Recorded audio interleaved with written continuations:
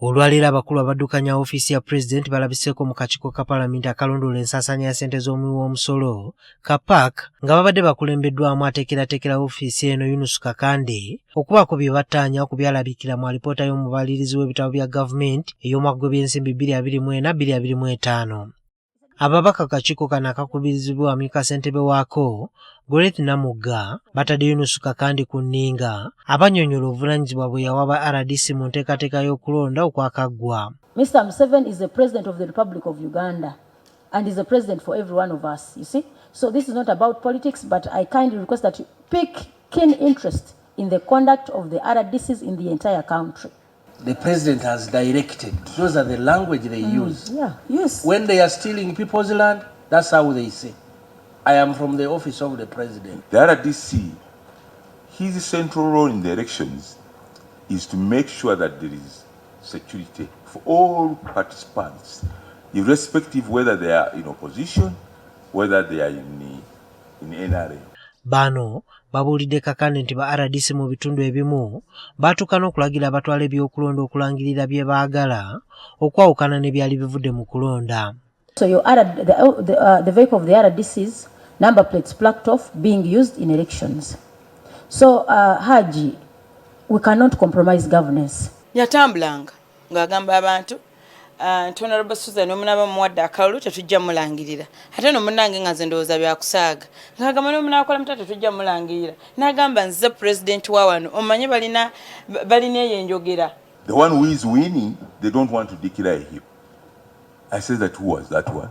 They told me that Mr. Nsamba was winning with 200 votes. I told the RDC in my words that if Mr. Nsamba is winning, what is the problem? You tell the returning officer to declare the candidate who has won. Namugga anokodde ekitundu nga Sembabule n'agamba nti emivuyo gyonna egyali mu kulonda gyatandikira ku ba RDC mu kitundu kino. You saw that shooting that was in Sembabule. For you, how did you observe that? In local council elections, they're shooting bullets everywhere, and you say we should wait for that woman. So I want to tell you, Sembabule is on fire. But other areas, you will find that we politicians also provoke, create insecurity. When the RDC comes in and intervenes, they say that the RDC is taking sides.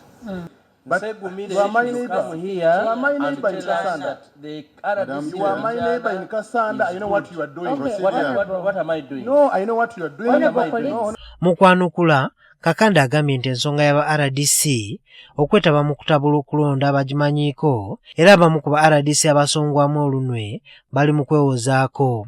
For example, the RDC Kagai of Sembabule and deputy, we invited them. What happened in the district? Why did you lose control of the district?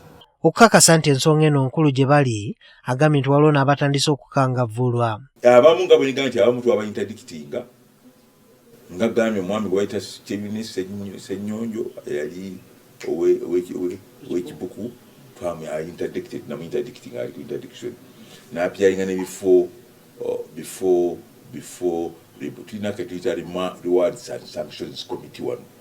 Kyokka ono omusango agusalidde abakulu mu kakiiko k'ebyokulonda bagambye nti baasirika busirisi nga balaba ba RDC batabula okulonda. Parts of the country other than RDC's intermediating, like in Buvuma, where they went and intermediate into with election officers. I think to that one, chair and members, I would take it to the weakness of the Electoral Commission. Why should the returning officer allow RDC to tell him that you declare so and so? Directively.